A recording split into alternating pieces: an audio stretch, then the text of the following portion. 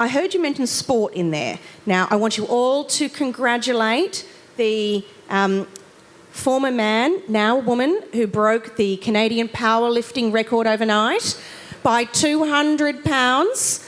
Well done. She is very, very concerned about why all of the other women were just so hopeless in the category. Nothing to do with, the 40 times more testosterone that particular competitor had.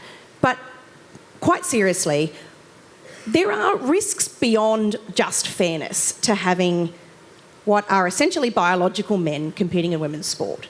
How do those dangers play out? And what do those risks look like for the long term? Because it's more than just about who stands on the podium. Maura. First up, the most glaringly obvious danger for me is children. So as a teacher, I just couldn't believe that my authority was being directed towards children in such a way that it was gaslighting them and removing all of the safeguards that all teachers everywhere know we need, like not having male teachers supervise the female swimming rooms, like not letting the males into the girls' toilets. I just cannot believe the absolute total wholesale destruction of child safeguarding. They've put into policies and in the law that teachers are allowed to lie and withhold information from parents. This is a legal deconstruction of every single parental right that we've ever held dear, and every single right as a good teacher to do all the things that the parents want me to do, which is to look after their children. They've got a Doctors in Schools program now where doctors can come in and, they've got a mandate to lift up some kid's top. And I remember complaining about it and saying, but we don't have adults alone in rooms with children. We don't do that. We've got rules against that. Oh, it's a doctor. That's even worse.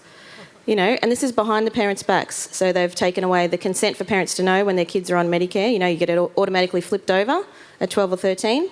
So mum and dad have to get you to sign it back to them if you want to keep it. So for me, number one is just child safeguarding. That is just unbelievable. I can't believe that has happened and that there's not more of a stink about it, especially to the point where you'll have your children taken away and surgically operated on. It's ridiculous. But for us as women and adults, of course, that's terrible. You think about rape victims. You can't ask for a female examiner.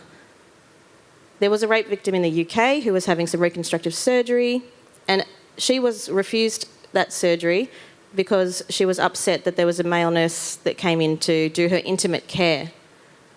I mean, that is not polite. That is not kind. That is abusive, and that is cruel. So they are being totally hypocritical. Not good manners at all, really. And when it comes to the sports issue, it's so obvious. There's the dangers, there's the physical dangers. Like, we might not like that this is the reality, but men are stronger than women. That is why rapes happen, basically. Yeah. It's not that we let them happen.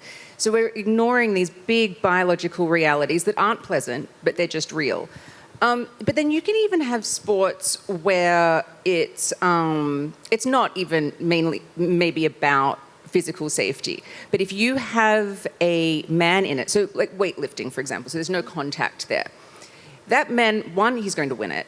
But two, he has excluded a woman.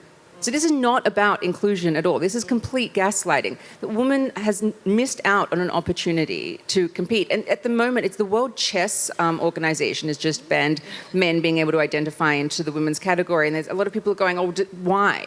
And it's like, we're not saying that women are stupider than men or anything like that. No, we're saying that most of the chess masters in the world are men. For women to have an opportunity in this male-dominated sport, there needs to be a women's competition. And if you have a man in it, you're taking that away. It's that simple. It's a development opportunity. It's just truth versus fiction. Yeah. It's just, even if all of the fairness, all of the safety, if that didn't exist, I almost don't need it to make the argument. It's just not true that men are women. It's as simple as that. It's not reality.